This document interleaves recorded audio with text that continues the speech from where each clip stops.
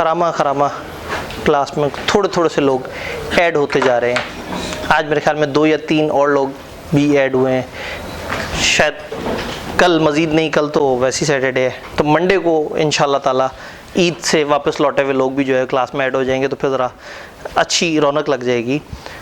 घर जाके कुछ समझा, सोचा, क्या बातें समझ आई, थोड़ा सा रिकैप कर लेते हैं, क्योंकि बाकी दिनों में तो एक ज़रा कम्प्रीहेंसिव रिकैप होगा। इस वक्त जो है वो हम ज़रा क्विक सा रिकैप करने की कोशिश करते हैं। हमने हर दिन कितना पढ़ना है अदर देन क्लास? 45 से 50 मिनट्स हमने अदर देन क्लास पढ़ना है। और इसमें ये 5 मिनट और 45 मिनट की क्या कहानी है? 5 मिनट क्लास में जो पढ़ा है, चूँकि वो सामने स्क्रीन पे डिस्प्ले हुआ होगा, तो घर जाके देखेंगे तो 5 मिनट भी बहुत ज़्यादा टाइम है, आपने बस क्विकली उसको देख लेना है।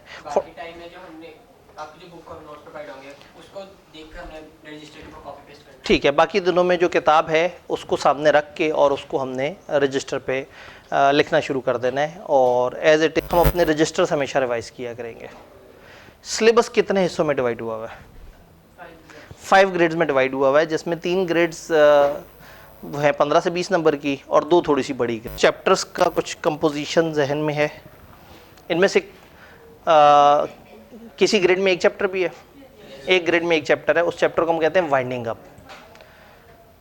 6.5 सफ़े का चैप्टर है और 6.5 सफ़े में 15 से 20 नंबर कैद है। एक तो पहली छोटा सब्जेक्ट, ऊपर से ग्रिड बना के आई के अपने और यशी करा दे। सिर्फ उसके बाद all you need to do इसकी अच्छी रिटेंशन के साथ आपने रिटन प्रैक्टिस अच्छी करनी है और लॉजिकल सवालों को डील करने की कोशिश करनी है। फिर एक ग्रेड 15 से 20 नंबर की वो है जिसमें 2 चैप्टर्स हैं, उसको पुकारना आसान है, 9/11। अब पता नहीं आप लोगों को बहुत ज़्यादा अंदाज़ा है या नहीं, ये हमारे ज़माने का एक बड़ा मशहूर वाक़या था 9/11। क्या था 9/11? हाँ जी, किसी को 9/11 का आइडिया होगा? जब ट्विन टावर से जो है वो टकराए थे जहाज़, और जो है उसके बाद अमेरिका ने वॉर ऑन टेररिज्म शुरू करके दुनिया को आतंक में वो कर दिया था। इतनी टेररिज्म वहाँ नहीं हुई थी जितनी उसने फिर पूरी दुनिया में जानी शुरू कर दी थी। तो इसको इसलिए याद रखना आसान है कि ये वाली ग्रेड है 9/11। इसमें चैप्टर 9 जो है वो 2 सफ़े का है और 11 जो है वो तकरीबन 6-6.5 सफ़े का है। तो टेक्निकली कहीं पे भी ज़्यादा नंबर हासिल करना बहुत मुश्किल नहीं है। ये 2 सबसे ईजीएस्ट ग्रेड्स हैं। इसके बाद तीसरी इजी ग्रेड है जो 20 से 25 नंबर का पोर्शन है, चैप्टर 10 और 7। ये दोनों 4-4 सफ़े के चैप्टर हैं। तो इसका मतलब है कि अभी तक टोटल सफ़े कितने हुए? 6.5, फिर 2 8.5 हो गए, उसके बाद 6.5 लगा लें, मुझे लग रहा है 15 तक पहुंच गए। 8.5 में जब 6.5 करेंगे तो कम से कम 6.5 तो नहीं आएगा, ठीक है 15 हो गया। उसके बाद उसमें ऐड कर दें 2 4-4 सफ़े, 23। और नंबर अभी तक कितने कवर हुए? 2 15 से 20 कवर हो गए और एक 20 से 25 कवर हो गया। तो 15 15 और 20 यानी 50 से 65 नंबर के लिए सफ़े कितने? 23। तो ये 23 सफ़े तो हर हफ्ते दोहराने चाहिए। जब हम ये सारे कवर कर चुके हो तो हमें तो हर वीकेंड पे एक दफ़ा ज़रा देखना चाहिए कि वो 23 सफ़े का है जिसमें आधा पेपर कैद है। यही वजह है कि लोग फिर उस हरकत की तरफ जाते हैं जो मैंने मना किया था, शॉर्टकट सिलेक्टेड स्टडी। लोग पे करते ये हैं कि करते ही वो 23 सफ़े और दुआ करते हैं अल्लाह करे जितना आए वो हमें पूरा आता और हम उसमें नंबर ले लें। तो सिलेबस हमने सारा करना है, लेकिन ये ज़रूर जहन में रखना है कि हमारे सिलेबस के कुछ कम एरिया में ज़्यादा नंबर भी कैद हैं, तो हम उस कम एरिया में ज़रा ज़्यादा एफर्ट करके अच्छे तरीके से चीज़ों को ग्रिप कर लें। कल जो हमने पढ़ा था उसमें कोई कन्फ्यूजन, कोई परेशानी? कुछ बिगनर्स के लिए गाइडेंस थी कि आपने 3 से 4 घंटे से ज़्यादा नहीं पढ़ना अगर मोबाइल साइट पे है। मोबाइल अगर आपके पास है तो 10-12 घंटे भी शायद काफ़ी ना पड़े। तो ये आपकी चॉइस है कि आपने लाइफ को कंफर्टेबल रखना है या मैसी रखना है। कंफर्टेबल रखना है, पता है अब आप थोड़े से बड़े होते जा रहे हैं, जैसे जैसे आप बड़े हो रहे हैं वैसे वैसे आपकी जिम्मेदारियां बढ़ेंगी। अगर आप अभी से अपने आप को स्ट्रक्चर नहीं करेंगे ना तो लाइफ में हर वक्त ही परेशान रहेंगे। लाइफ में कुछ तरह के आपके लोग नजर आते हैं, आपको अपने रिश्तेदारों में नजर आएंगे, कुछ कोई चाचा, कोई मामा, कोई ऐसा बंदा होगा जो हर वक्त ही हवनक फिर रहा होगा, हर वक्त ही ऐसा लग रहा होगा दीवार में टकरे मार रहा है, परेशान है, सर पकड़ के बैठा हुआ है, टेंशन ही टेंशन में। एक तकरीबन उन्हीं जैसे ही पैसे रखने वाला, उन्हीं जैसे ही हालात रखने वाला बंदा बड़ा हंसमुख नजर आएगा, बड़ा रिलैक्स नजर आ रहा होगा। जिंदगी दोनों गुजार रहे हैं, लेकिन एक हर दिन अजियत में और एक हर दिन सुकून में। स्ट्रक्चर्ड तरीके से जब लाइफ को सेट कर लें तो लाइफ बहुत खूबसूरत हो जाती है। तो आप ये तजर्बा करके देखिएगा, आप बेशक एक हफ्ते अपने पुराने पैटर्न पे चलते रहें और आप 8-8, 10-10 घंटे पढ़ने के बाद भी आपको लगेगा कि नहीं मेरी पढ़ाई पूरी नहीं हुई और मैं एंजॉय भी नहीं सही से कर पा रहा। और अगर आप ये वाला तजर्बा करेंगे कि 3-4 घंटे पढ़ाई अदर देन डिस्ट्रैक्शन कर ली, तो पढ़ने का भी मज़ा आएगा और बाकी चीज़ों का भी मज़ा आएगा। 24 घंटे आपके पास हैं, 24 घंटे मेरे पास हैं, बिल गेट्स के पास भी 24 घंटे हैं। बस फ़र्क ये है कि हर किसी, बिल गेट्स आपसे बहुत ज़्यादा काम करता है, मेरे से बहुत ज़्यादा काम करता है, मैं आप लोगों से बहुत ज़्यादा काम करता हूँ। प्रॉब्लम ये है कि हम जितना मर्जी भी काम कर लें, हमारे पास दिन में घंटे कितने हैं? 24। और सोना भी पड़ेगा, जाहिर है, खाना पीना भी पड़ेगा, कुछ ज़रूरियात ज़िंदगी हैं वो भी करनी पड़ेंगी। तो इसका मतलब है कि डिस्पोजेबल टाइम तमाम लोगों के पास इफ़ेक्टिवली 14 घंटे है अ डे। अब इस 14 घंटे को आप कितने अच्छे तरीके से यूटिलाइज़ करते हैं यहाँ पे डिपेंड करता है। अगर आप इस 14 घंटे को आप मिक्स ऑफ फैमिली, फ्रेंड्स, पढ़ाई, डिस्ट्रैक्शन, मोबाइल, गेमिंग, एंटरटेनमेंट करेंगे तो कुछ भी नहीं होगा। अगर आप इसको ऑर्गेनाइज कर देंगे तो हो सकता है हर दिन आप 2 घंटे गेमिंग कर रहे हो, आप 1 घंटा क्रिकेट देख रहे हो, आप 1 घंटा यूट्यूब देख रहे हो, आप 4 घंटे फेसबुक यूज़ कर रहे हो, आप 2 घंटे फैमिली के साथ बैठ के एक अच्छा टाइम स्पेंड कर रहे हो। तो ये अब आपकी अपनी चॉइस है। अगर अभी से ही लाइफ को स्ट्रक्चर कर लेंगे ना तो ज़िंदगी जीने का भी मज़ा आएगा, फिर काम करके थकावट नहीं होगी, फिर उलझन में नहीं आएंगे। वरना आपको सीए में थ्रू आउट स्टूडेंट मिलेंगे जो हर दिन मायूस बैठे हुए हैं और हर वक्त सोच रहे हैं कि मैं तो मुसीबत में हूँ। सिर्फ थोड़ा सा ऑर्गेनाइज करना है और ये अभी किया जा सकता है। शायद आज से 3-4 साल बाद आपके लिए थोड़ा सा मुश्किल हो, आप अभी से ऑर्गेनाइज होकर चलें तो यकीन माने आपके इर्द गिर्द वाले हैरान रह जाएंगे कि यार ये तो हंसता खेलता रहता है, ये तो हंसती खेलती रहती है और इसके पेपर भी पास हो रहे हैं। क्योंकि टेंशन लेने से पेपर कभी भी नहीं पास होते। पेपर पास होते ही तब है जब आप पढ़ाई तब करें जब आपका जहन आज़ाद हो। तो कोशिश ये करें कि एंटरटेनमेंट और पढ़ाई को एक दूसरे से सेग्रीगेट कर दें ताकि एंजॉय करने का भी मज़ा आए और पढ़ाई करने का भी मज़ा आए। आप लोगों की जनरेशन का सबसे बड़ा विलन है मोबाइल, जो हमारी जनरेशन का उतना बड़ा विलन नहीं था। मैंने कैफ़ करने के बाद मोबाइल लिया था। कैफ़ के दौरान मेरे साथ और दोस्तों के पास मोबाइल थे, मैं लाहौर में हॉस्टलाइट था, लेकिन मुझे लगता था कि मैं मोबाइल अगर यूज़ करना शुरू कर दूंगा तो शायद मेरा पढ़ाई पे हर जाए। तो आप लोग बहुत छोटी सी एजेस के साथ मोबाइल को डील कर रहे हैं और यूज़ टू हो गए हैं। और शायद ही कोई बंदा ऐसा हो जो सुबह से लेके रात तक मोबाइल उसके पास पड़ा हुआ हो और डे एंड पे बैटरी फिर भी 60-70% हो। तकरीबन हर बंदे को हर दिन अपना मोबाइल चार्ज करना पड़ता है। इसका मतलब है हर बंदा हर दिन 8, 9, 7, 8 घंटे कम से कम मोबाइल यूज़ कर रहा है। इस सब के साथ लाइफ के गोल्स नहीं पूरे हो सकेंगे। पाकिस्तान की मैक्सिमम आवाम ये काम अफोर्ड कर सकती है। गाँवों में बैठ के साथ साथ रील्स देखते रहे पूरा दिन, उन्हें कुछ भी नहीं करना, हल्का फुल्का सा सुबह के वक्त काम किया, उसके बाद वेले बैठे हुए हैं। बहुत सारे लोग जो दुकानों पे बैठे हुए हैं कस्टमर के इंतज़ार में, वो देखते रहे रील्स। कुछ चौकीदार है वो अपनी सीट पे बैठा हुआ है और उसने बस सीट पे बैठ के पूरा दिन गुजारना है, या नाइट ड्यूटी पे उसने काम करना है और कोई भी नहीं है, बस उसने जागे रहना है, वो देखता रहे रील्स। तो ये सारे लोग अफोर्ड कर सकते हैं, हम शायद अफोर्ड नहीं कर सकते। और या तो उन रील से हमें वाकई कोई अय्याशी मिलती भी हो, कोई सुकून भी मिलता हो। हर 30 सेकंड बाद एक डिफरेंट थीम। कभी अचानक से सोलर की बढ़ती हुई कीमतों की बातें होना शुरू हो जाएंगी, कभी अचानक से रोबोट्स दुनिया को किस तरह से टेकअप कर रहे हैं, कभी अचानक से शादीशुदा कपल के आपस के झगड़े नज़र आ रहे होंगे। चाहिए ही नहीं हमें। बस मोबाइल हमें बिला वजह हमसे बगैर पूछे हमें बस इंफॉर्मेशन प्रोवाइड किए जा रहा है। और 3 घंटे बाद आप मोबाइल साइड पे रखें, आप समराइज़ करने की कोशिश करें कि आपने 3 घंटे क्या किया, आप समराइज़ भी नहीं कर सकेंगे। तो ये आप लोगों की जनरेशन का बहुत बड़ा विलन है मोबाइल। बट यही मोबाइल आपको ऑनलाइन क्लास भी दिलाता है। इसी मोबाइल पे वो व्हाट्सएप ग्रुप्स भी होते हैं जिसमें क्लास की डिस्कशन भी हो रही होती है। इसी मोबाइल से आप दोस्तों के साथ मिलकर पढ़ाई की रूटीन वगैरह भी सेट कर सकते हैं। तो टूल है, अच्छा बुरा इस्तेमाल आपने करना है, लेकिन अनफॉर्चुनेटली एज अ नेशन हम लोग इसको बहुत बुरे तरीके से इस्तेमाल कर रहे हैं। तो आपने कम से कम ज़िंदगी के 4 घंटे उस मुसीबत से निकाल के पढ़ाई को एलोकेट कर देने हैं। अगर नहीं करेंगे तो फिर क्या होगा, सीए का टाइम ज़्यादा लगता चला जाएगा, स्ट्रेस बढ़ती चली जाएगी, तो आप ज़्यादा तकलीफ में होंगे। और पता है यशी का मज़ा कब आता है? जब जेब में पैसे हो। अभी तो आप सिर्फ रील्स पे देख रहे हैं ना, अरे वाह क्या ज़बरदस्त जूते हैं, अरे वाह क्या प्यारा पर्स है, कितना मज़ा है कि आप देखें और आप ख़रीदने की भी कैपेसिटी रखते हो। लेकिन वो तो रखेंगे नहीं क्योंकि आप रील्स देख रहे थे। आप 9 साल 10 साल 11 साल 12 साल से रील्स ही देख रहे थे और तरस रहे थे कि पता नहीं हम खरीद सकते हैं नहीं। लेकिन अगर आपने इन रील्स को उस वक्त थोड़ा सा कम कर दिया होता लाइफ में और उस चीज़ पर फोकस किया होता जिससे आप ये कैपेसिटी रख सकें, तो शायद ज़्यादा आगे चले जाते। तो मज़ा आता है। आपको पता है सक्सेस बहुत बड़ा नशा है। एक छोटा बच्चा जब घुटने के बजाय पाँव पे चलना शुरू करता है तो उसको लगता है कि मैं कुछ नेक्स्ट लेवल पे इवॉल्व कर रहा हूँ, मुझे सक्सेस मिली है, मैं आगे बढ़ा हूँ।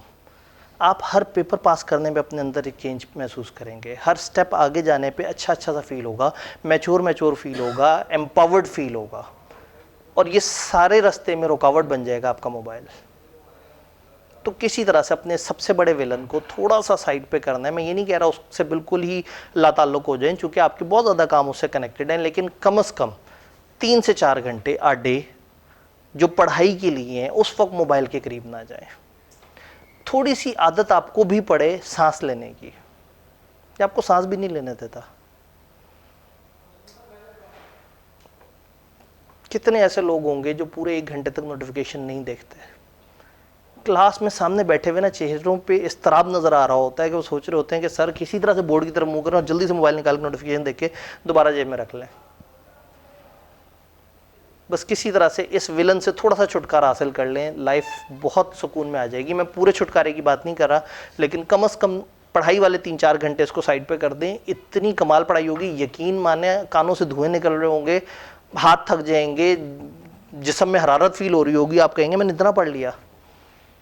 बड़ी बरकत होती है। 1 घंटे तक सिर्फ किताब पेंसिल हाथ में रख के सिर्फ काम करें, 1 घंटा बहुत ज़्यादा टाइम होता है।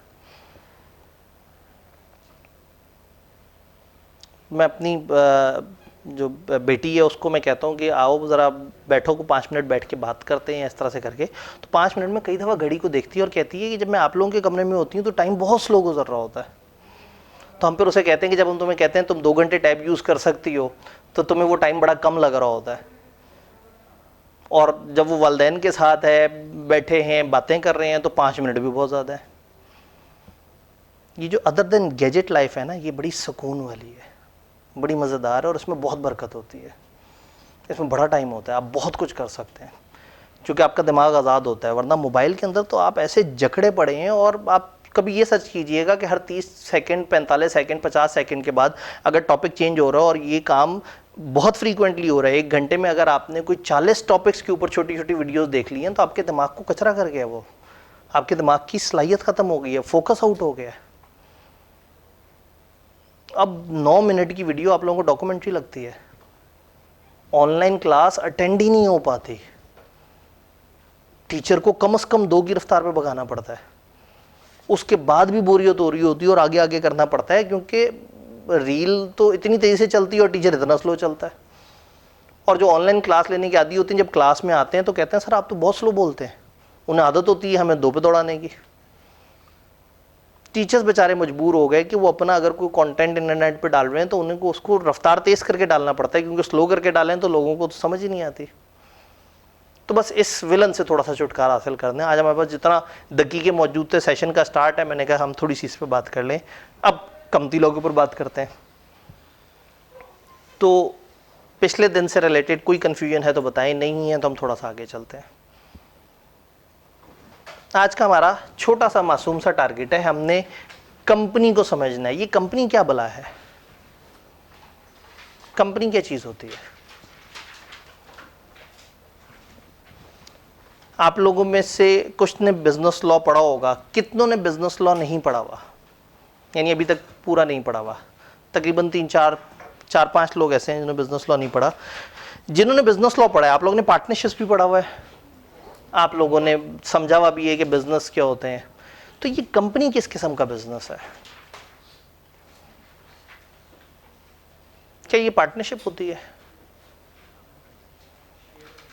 पाकिस्तान में मेजॉरिटी बड़े बिजनेस, दुनिया में मेजॉरिटी बड़े बिजनेस, ज़्यादातर काम जो होता है वो कॉर्पोरेट सेक्टर में होता है, यानी कि कंपनीज बनी हुई होती हैं।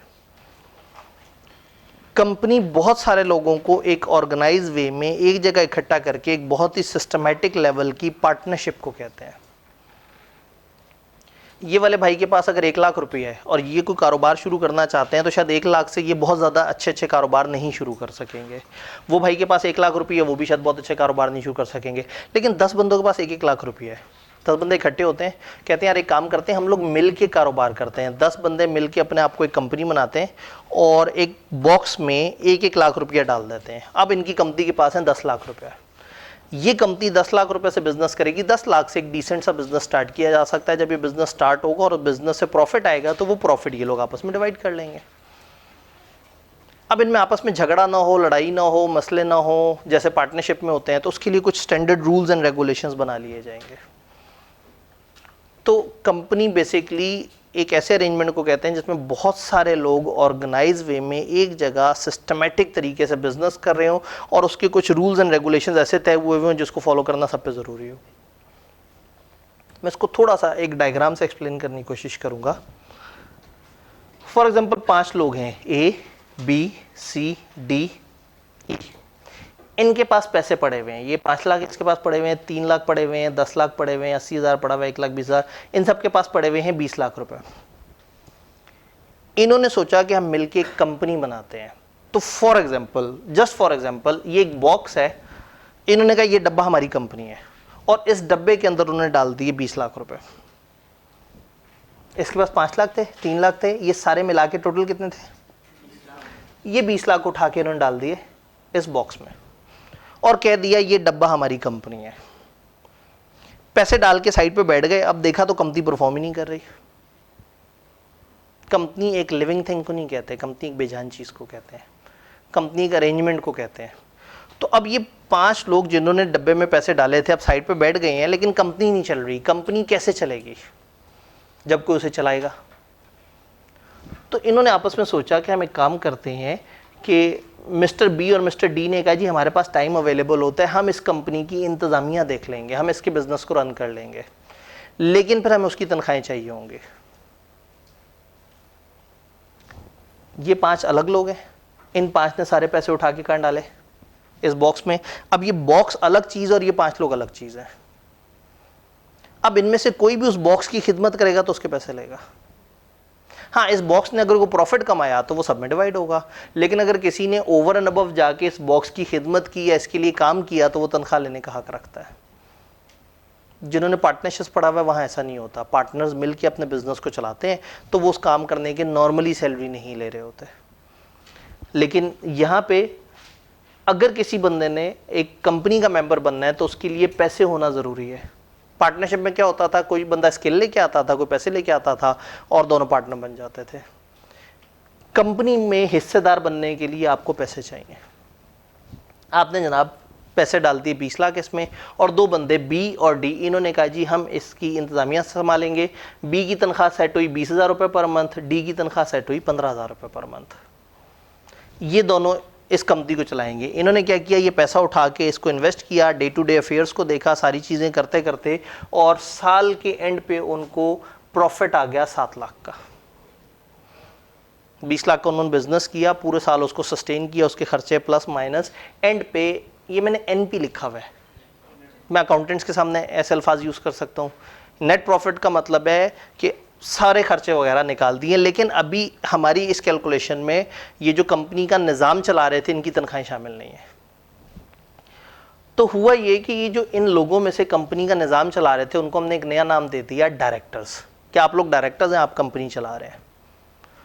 तो फिर 7 लाख रुपए के प्रॉफिट में से पहले ये जो डायरेक्टर्स हैं इनकी तनख्वाहें माइनस होंगी।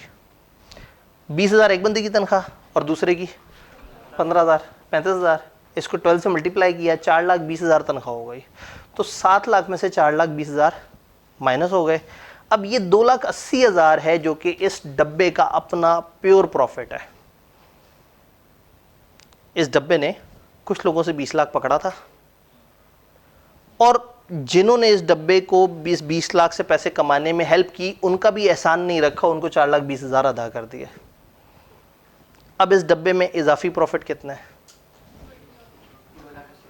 तो इस डब्बे ने उन लोगों से कहा कि तुम लोगों ने मुझे पैसे दिए थे, मैंने तुम्हारे पैसों में 2,80,000 ऐड कर दिए, अब बताओ ये मेरे पास रखे रहने देने या तुमने निकाल लेने हैं? अब यहाँ थोड़ा सा अकल इस्तेमाल की जाएगी।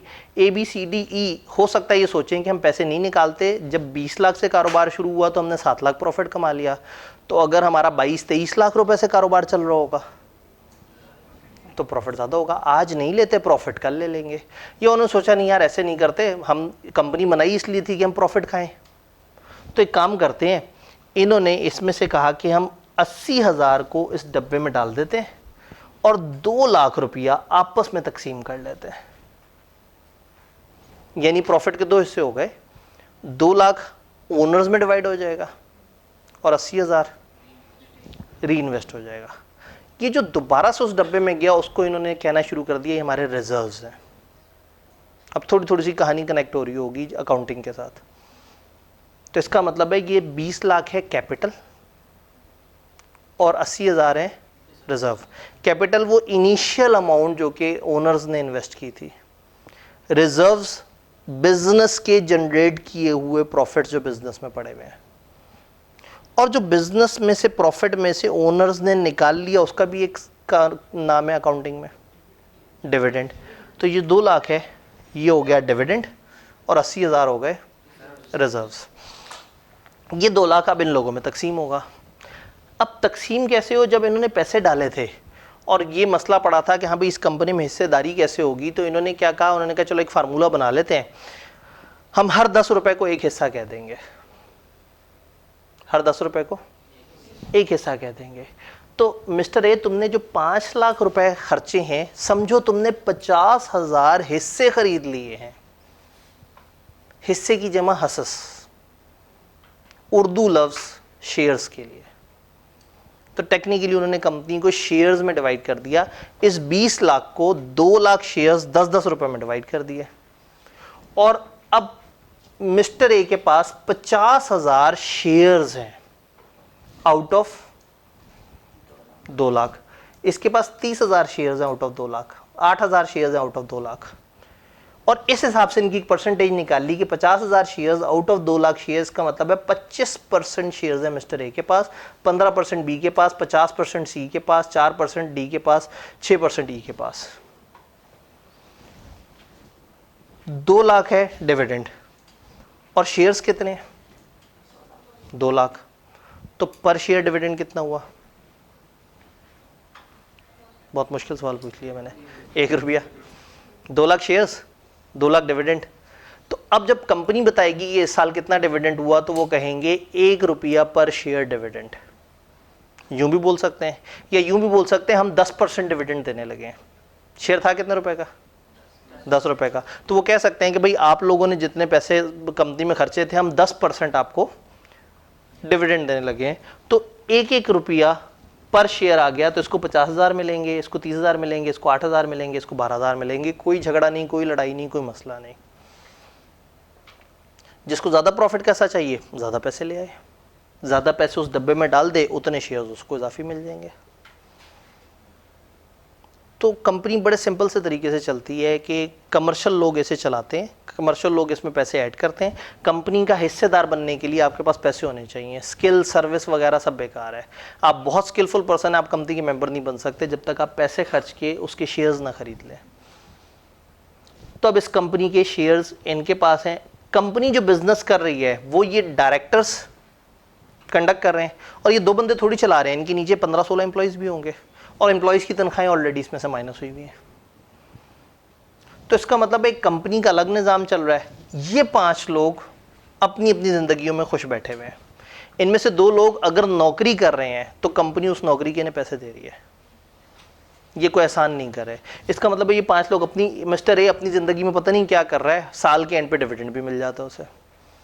मिस्टर ई पता नहीं अपनी ज़िंदगी में क्या कर रहा है, हो सकता है ये एक नौकरी करता हो और साथ में इस कंपनी से उसको 6% वो भी मिल जाता हो, जो भी डिविडेंड का इसका हिस्सा है।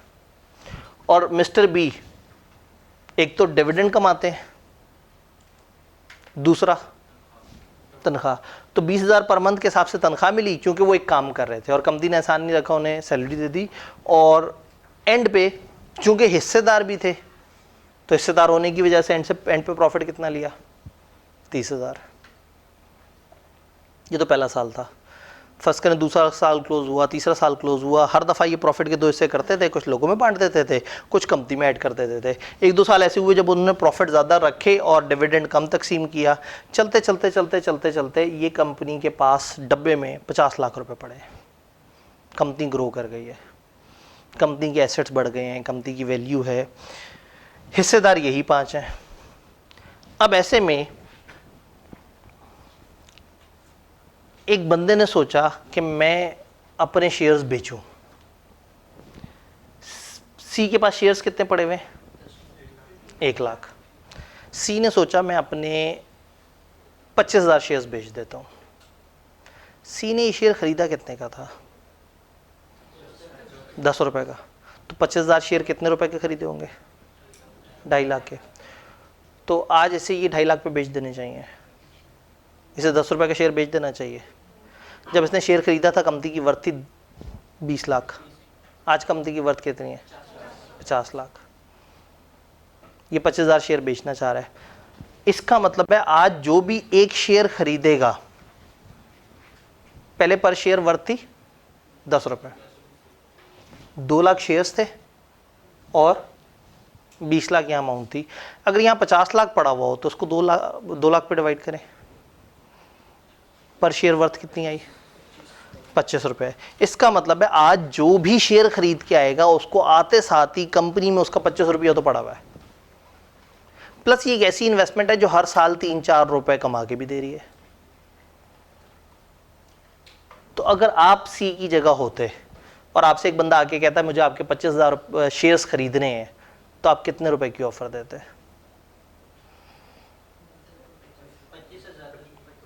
25 से तो कम से कम ज्यादा है, क्योंकि आते साथ ही 25 रुपया तो उसका खजाने में पड़ा हुआ है। यानी आप आते साथ ही उसको एक ऐसी कंपनी का हिस्सेदार बना रहे हैं जिसमें 25 रुपया तो उसका सामने कंपनी के रिजर्व्स के अंदर पड़ा हुआ है, वो उतने का तो मालिक है। जिस दिन भी ये डब्बा खोलेंगे, कंपनी बंद करेंगे, सबको 25-25 रुपये तो मिल ही जाने हर शेयर के। अच्छा, फिर आप उसको एक ऐसी चीज बेच रहे हैं जो हर साल 3-4 रुपए कमा के भी दे रही है। आप उसे ऐसा नहीं कर रहे कि कुर्सी बेच दी और बस खत्म हो गई कहानी, कि जितने की कुर्सी थी बस इसको एंजॉय करो। आप उसे कह रहे हैं कि 25 रुपए की चीज तो है ही है और उसके बाद ही हर साल 2-3-3-4 रुपए कमाती भी है। और कब तक कमाती है? जब तक कंपनी चलती रहे। फिर आप अकाउंटेंट भी हैं, फिर आपने क्यूएम भी पढ़ी हुई है, फिर आप परपेचुइटी के फार्मूले लगाना शुरू कर देते हैं कि अगर एक चीज़ अनलिमिटेड टाइम तक 3 रुपए जनरेट कर रही हो तो उसकी प्रेजेंट वैल्यू क्या होनी चाहिए। तो आप सोचें तो कितनी ज़्यादा बन जाएगी। तो हो सकता है आप बहुत ज़्यादा क्यूएम के फार्मूलों को यूज़ करें तो आप कहें भाई मैं तो 100 रुपये का शेयर बेचूंगा। तो अगला सोचेगा अच्छा 100 रुपये के शेयर में 25 रुपया तो मुझे शुरू में मिल जाएगा, जो ऊपर मैंने 75 रुपया दिया है वो मुझे 3 रुपये जनरेट करके देगा, तो 75 पे 3 रुपये इतना रिटर्न है, उससे बेहतर मैं बैंक में रखवा दूँ। तो ज़रूरत से ज़्यादा भी नहीं कर सकते। तो हो सकता है बात ठहरे कहीं 50 रुपये के आसपास। तो सी ने क्या किया? सी ने 25,000 शेयर्स बेच दिए 50 रुपए के हिसाब से। कितना हो गया जी?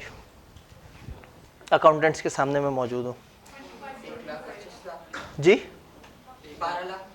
12,50,000। कुछ गड़बड़ तो नहीं कैलकुलेशन में? पक्की बात है। सी ने पैसे लगाए कितने थे? 10 लाख। 25,000 शेयर बेचे कितने के? कितना कमाल बिजनेस नहीं है?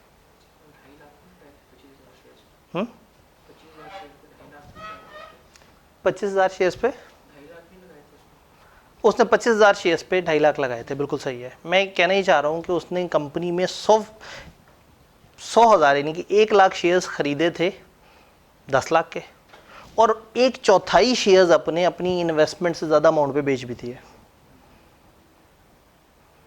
और आज भी वो 75,000 शेयर्स का मालिक है, जिनकी कम से कम वर्थ 25 रुपए है, प्लस हर साल उसको डिविडेंड भी मिलता रहेगा 75,000 शेयर्स के ऊपर।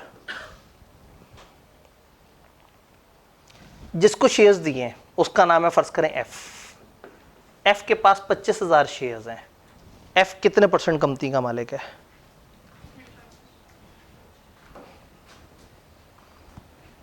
कंपनी आपके सामने है, 12.5%। और सी की शेयर होल्डिंग कम हो गई है, अब वो 50% का मालिक नहीं रहा, 37.5% का मालिक बन गया। तो अब अगले डिविडेंड्स में उसको नुकसान होगा। ठीक है, उसने उस पैसे के एवज कमा लिया। क्या इन लोगों की परफॉर्मेंस पे इस बात से फर्क पड़ा कि सी ने अपने शेयर एफ को बेचे हैं? क्या कंपनी को फर्क पड़ा? कंपनी के प्रॉफिट्स को फर्क पड़ा? इसका मतलब यहाँ दो बिजनेस चल रहे हैं, एक बिजनेस कंपनी कर रही है और एक बिजनेस ये लोग कर रहे हैं। ये 5 लोग हैं जिन्होंने इन्वेस्ट किया हुआ है। ये भाई साहब ये नहीं सोचते कि मेरी कंपनी क्या है, ये सोचते हैं मैंने 10 लाख रुपए लगाए थे और 10 लाख के ऊपर मैं पिछले 4-5 साल से डिविडेंड भी कमा रहा हूँ, मैंने इनमें से 25% हिस्सा अपनी इनिशियल इन्वेस्टमेंट से ज़्यादा पे बेच भी दिया है और मैं आगे भी कमाता रहूँगा। तो शायद इसने कभी पलट के देखा भी ना हो कि कंपनी में क्या चल रहा है। लेकिन चूंकि इसकी बड़ी शेयर होल्डिंग है, अगर कंपनी को गलत फैसला करेगी तो ये तकलीफ में होगा। तो हो सकता है कि ये डायरेक्टर्स की मीटिंग में जाके बैठे और कहे कि जी मेरा ये ख्वाहिश है, ये काम ऐसे होना चाहिए, ये काम ऐसे होना चाहिए। तो हमने एक सस्टेनेबल सिस्टम बना दिया। हो सकता है आज से 50 साल बाद A B C D E में से कोई भी मौजूद ना हो और इनकी जगह 200 बंदों के पास ये शेयर्स हो और वो अपने तौर पे कमा रहे हो और A B C D E पता नहीं कहाँ जा चुके हो। जिन्होंने पार्टनरशिप पढ़ा उन्हें पता है कि अगर 3 पार्टनर चल रहे हैं और एक चौथा आता है तो पिछली पार्टनरशिप खत्म करके 4 बंदों की नई पार्टनरशिप बनानी पड़ती थी।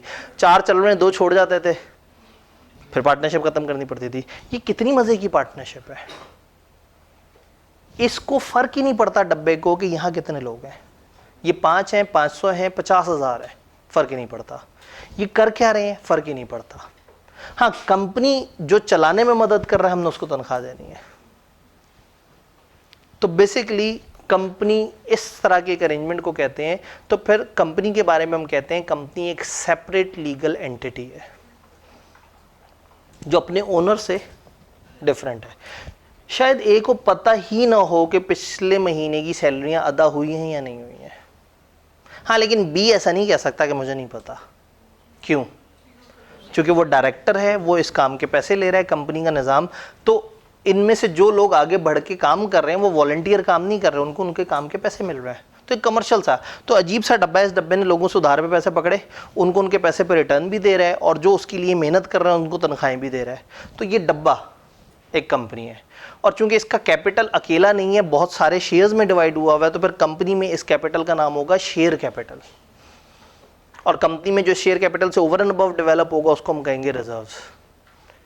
कंपनी जो प्रॉफिट्स पे पहुंचेगी एंड पे सब कुछ निकाल के, वो कहलाएंगे डिस्ट्रीब्यूटेबल प्रॉफिट्स। जितना देगी मेंबर्स को वो कहलाएगा डिविडेंड। जितना अपने पास ऐड करेगी अपनी इक्विटी में, capital plus reserves is equal to equity, वो कहलाएगा रिजर्व्स। कुछ बात समझ आई? Company law is all about this. Chapter number 1 कंपनियों की टाइप्स बताएगा। कितनी तरह की कंपनियां होती हैं, शेयर्स वाली कंपनियां कौन सी होती हैं, बगैर शेयर्स वाली कंपनियां कौन सी होती हैं, लिस्टेड क्या होती है, प्राइवेट कैसे कहते हैं, पब्लिक कैसे कहते हैं, होल्डिंग सब्सिडरी कैसे कहते हैं। अलग अलग तरह की कंपनियां बताएगी और बताएगा कि SECP और रजिस्ट्रार के क्या काम है। ये चैप्टर नंबर 1 है। चैप्टर 2 कहता है कि आप ये कंपनी को रजिस्टर कैसे कराएंगे। ऐसा नहीं है कि एक डब्बे में पैसे डाल दिए और कंपनी बन गई। आपने गवर्नमेंट के पास इंदराज करना है, कितना शेयर कैपिटल है, हम इसके मालिक हैं, ये वाला बिजनेस हम करेंगे। आपने पूरे 2-3 डॉक्यूमेंट्स बनाने हैं, उनको हम कहते हैं memorandum and articles.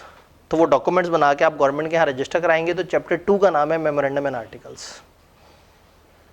Chapter 3 directors है, वो बताएगा ये लोग कंपनी की इंतजामिया को कैसे चलाएंगे। चैप्टर 4 का नाम है अदर ऑफिसर्स। ये डायरेक्टर्स के नीचे जो बाकी और ऑफिसर्स होंगे वो क्या काम कर रहे होंगे। चैप्टर 5 है शेयर कैपिटल। ये शेयर कैपिटल क्या होगा, इसको कितने हिस्सों में डिवाइड कर सकते हैं, कैसे कम ज़्यादा किया जा सकता है, ये चैप्टर 5 बताएगा। चैप्टर 6 का नाम है prospectus and commencement of business. यानी कि अगर आपको इस पैसे के अलावा अचानक से बहुत ज़्यादा पैसा जनरल आवाम से मांगना है तो आप प्रोस्पेक्टस इशू करके उनसे भी पैसे मांग सकते हैं। भाई कंपनी को जब जब पैसा चाहिए ये लोग कंट्रीब्यूट करते हैं और उतने शेयर ले लेते हैं। अब एक कंपनी 50 लाख से चल रही है, उसे नजर आता है अगर हम ये 3 करोड़ का प्रोजेक्ट लगाएंगे तो हम हर साल करोड़ रुपया कमा सकते हैं। इनकी पसली नहीं है 3 करोड़ देने वाली। तो दिस कैन हैपन कि ये अवाम के पास जाएं, अखबार में इश्तिहार दें और कहें आज किस किस ने हमारे शेयर्स खरीदने हैं। इधर तो खाली सी ने अपने शेयर थोड़े से बेचे थे ना, ये कंपनी के मजीद शेयर उठा के भी बेच सकते हैं। तो चैप्टर 6 बताएगा उस प्रोसेस के बारे में कि प्रोस्पेक्टस वगैरह क्या होता है। चैप्टर 7 बताएगा कि ये वाली कंपनी जब लोन लेगी तो उस पर क्या क्या सिक्योरिटीज़ हो सकती हैं, तो चैप्टर 7 उसे डील करेगा। चैप्टर 8 मीटिंग्स है, ये मेंबर्स आपस में मीटिंग्स कर करके कंपनियों की पॉलिसियों को किस तरह से तय करेंगे, चैप्टर 8 उसको डील कर रहा है। चैप्टर 9 डील कर रहा है ये डिविडेंड के क्या कवानीन है, कितना दे सकते हैं कितना नहीं दे सकते, उसको डील करेगा। चैप्टर 10 बताएगा कंपनी अपने पैसों से कैसे कैसे इन्वेस्ट करेगी और उस इन्वेस्टमेंट में अगर डायरेक्टर्स का कोई ताल्लुक हुआ तो उसको कैसे हैंडल करेंगे। चैप्टर 11 इस कंपनी को बताता है कि आप अपने अकाउंट्स को कैसे मेंटेन करेंगे। और चैप्टर 12 बताता है कि जब आपने कंपनी शुरू की थी, अगर आप इस कंपनी को ख़त्म करना चाहते हैं, इस डब्बे को तोड़ना चाहते हैं, फिनिश करना चाहते हैं, तो उसका क्या तरीका है, वाइंडिंग अप। तो ये बी लॉ नहीं है। बी लॉ में तकरीबन हर चैप्टर दूसरे से फ़र्क होता था। इसमें एक ही स्टोरी है, एक कंपनी है जिसके शुरू से लेके एंड तक हमने प्रोसेसेस को समझना है। ये शेयर्स कैसे इशू करेगी, ये लोन किस तरह से लेगी, ये अपनी कंपनी कैसे चलाएगी, ये मीटिंग्स किस तरह से करेंगे, ये एम्प्लॉयज़ किस तरह से हायर करेंगे, ये अपने मामलात किस तरह से देखेंगे, ये डिविडेंड किस तरीके से देंगे, ये अकाउंट को कैसे कैसे बनाएंगे, ये इदारों को कौन कौन से चीज़ें जमा कराएंगे, वो सारी बातें हम इसमें पढ़ेंगे। तो उसमें टेक्निकल से ज़्यादा डिस्क्रिप्टिव नॉलेज है। क्या ओवरऑल कहानी समझ आ रही है? तो अब ये लोग 5 अलग लोग हैं और इनकी कंपनी अलग है। कंपनी सेपरेट लीगल एंटिटी है। अगर हम में से किसी के घर पीटीसीएल के नेट के सिग्नल सही नहीं आ रहे तो हम पीटीसीएल के मेंबर्स को ढूंढ के उनको गिरबान से पकड़ के नहीं कह सकते कि मेरे सिग्नल क्यों नहीं सही आ रहे। वो कहेगा जाओ कंपनी को पकड़ो। आप कहेंगे क्या बात कर रहे हो, तुम ही तो हो कंपनी। वो कहेगा मैं कंपनी नहीं हूँ, हम सब लोगों ने मिल के कुछ कवानीन के तहत कंपनी बनाई है, जो इंतजामिया को पकड़ो वो कंपनी को चला रहे हैं। तो ये बेसिकली ऑर्गेनाइज इदारों में होता है। फॉर एग्जांपल रिजल्ट वाले दिन जो है एक बच्चा दुखी बैठा, वो अचानक से मैं नजर आऊँ, वो कहे ये आईकेप के मेंबर्स हैं। वो कहे जी आपने मुझे फेल कर दिया। मैं कहूँ मैंने कोई नहीं फेल किया। वो कहे नहीं आप आईकेप के मेंबर नहीं है। तो मैं आईकेप का मेंबर हूँ, लेकिन आईकेप एक अलग इदारा है, उसकी अलग इंतजामिया है, उनका अलग सिस्टम है, अलग रूल्स हैं। हमें कभी कभी कुछ मीटिंग्स पे बुलाते हैं, कुछ जगह हम मशवरा दे सकते हैं, लेकिन हम इंतजामिया को नहीं देख रहे। तो इसी तरह से ये लोग कुछ मीटिंग्स में आएंगे, मशवरे देंगे, कुछ बातें इनकी सुनी जाएंगी, कुछ नहीं सुनी जाएंगी, लेकिन कंपनी को मेजॉरिटी चला रही होगी इंतजामिया। तो ओनर्स कंपनी से फ़र्क होते हैं, इसलिए हम इसको कहते हैं सेपरेट लीगल एंटिटी। फिर मज़े की बात है, इस कंपनी का बड़े से बड़ा मैक्सिमम नुकसान पता है कितना हो सकता है, जितना डब्बे के अंदर रखा हुआ है।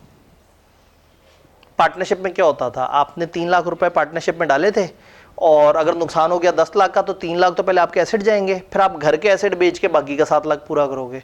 कंपनी में वो मजाक नहीं है, क्योंकि नुकसान इन्होंने नहीं किया, कंपनी ने किया। अगर डायरेक्टर्स की कोताही होगी तो उनको जुर्माने होंगे, और अदरवाइज अगर उनकी कोताही भी ना हुई और वैसे ही नुकसान हो गया तो ये कंपनी अपने इन पैसों में से देगी। नुकसान अल्टीमेटली इनका होगा, लेकिन इनके लगाए गए पैसे से बड़ा नुकसान नहीं हो सकता, इन्वेस्टमेंट से बड़ा नुकसान नहीं हो सकता। तो इसलिए कंपनियों में लिमिटेड लायबिलिटी होती है, नॉर्मली हम कहते हैं। कहानी समझ आई? तब आपने कंपनी को थोड़ा सा समझा। अगर ओवर वीकेंड थोड़ा सा मौका मिले तो यूट्यूब पे एम लिख के सर्च कीजिएगा, हाउ कंपनीज आर फॉर्म्ड या हाउ कंपनी वर्क्स। छोटी छोटी सी 7, 8, 3, 4, 5 मिनट की वीडियोस आपको मिलेंगी, जिसमें उन्होंने थोड़ा सा कॉर्पोरेट तस्वीरों से वो मुख्तलिफ तरीके से प्रेजेंट करके आपको बताया होगा कि कंपनियां क्या हैं। हाँ, उसमें वो कुछ स्टॉक एक्सचेंजेस और इस तरह का जिक्र भी करेंगे। कुछ भारी बातें होंगी, कोई बात नहीं, हमारे पास पूरा सेशन है वो सारी बातें करने के लिए। लेकिन जस्ट फॉर अंडरस्टैंडिंग, चूँकि इस वक्त हम लोगों ने मतलब ये अभी क्लास शुरू की है, तो हम अभी आते साथ ही बहुत ज़्यादा लोड भी ऐड नहीं करना चाहते। तो चैप्टर 1 हमने तकरीबन ऑफिशियली शुरू कर दी है, और मैं आपको तकरीबन 1 सफ़ा पढ़ा चुका हूँ, लेकिन मैं अभी आपको नहीं बता रहा। मैंने बताया तो नहीं मैंने बताया, ठीक है। तो अभी आपने कुछ नहीं करना, ओवर वीकेंड सुकून करना है, रिलैक्स करना है, माइंड बनाना है, रजिस्टर ख़रीद के आना है और इरादा करना है कि बस अब मंडे से जो है पढ़ाई शुरू। ये पहला आज़ाद सैटरडे और पहला रिलैक्स मंडे, क्योंकि सैटरडेज नॉर्मली आपका टेस्ट तैयार करने का दिन होगा जिसमें आपने 3-4 घंटे पढ़ना होगा, और मंडे आपका टेस्ट देने वाला दिन होगा। लेकिन चूंकि भी क्लासें शुरू हुई हैं तो इस सैटरडे ना आपने टेस्ट तैयार करना है ना हमने क्लास पढ़नी है, और लेकिन मंडे को अब टेस्ट नहीं होगा, मंडे को हम फिर क्लास में चैप्टर नंबर 1 को बाकायदा स्टार्ट कर देंगे इंशाल्लाह। डन। हम कल तक कोशिश करेंगे, जो सीलो की बुक है उसकी अवेलेबिलिटी है, हम कल तक कोशिश करेंगे कि बुक शॉप पे वो बुक्स वगैरह अवेलेबल हो जाएं। अभी उसका थोड़ा सा समझ नहीं आ रहा, यानी कि थोड़ा सा उसके देखने की उसकी कॉस्टिंग वगैरह क्या है, तो उसके हिसाब से उसकी एक प्राइस वगैरह तय होकर वो बुक शॉप के पास अवेलेबल होगी तो वो ली जा सकती है। और सॉफ्ट में मोस्ट प्रॉब्ली हम कल इंशाल्लाह ताला जो लेटेस्ट बुक है उसके लिंक्स वगैरह अवेलेबल कर देंगे। डन। कोई कन्फ्यूजन तो नहीं? कल आप में से कोई आया हुआ तो नहीं होगा? ठीक है, कल फिर छुट्टी है। सैटरडे हमने कमती लॉ में ऑलरेडी एक मासूम सब्जेक्ट है तो आपको बिला वजह तकलीफ नहीं देनी, तो सैटरडे हम शदीद मजबूरी में ऑन करें तो करें, अदरवाइज कोशिश ही होगी कि सैटरडे ऑन ना हो। ठीक है जी, मंडे से फिर बाकायदा शुरू करते हैं। कंपनी का स्ट्रक्चर आपको समझ आ गया?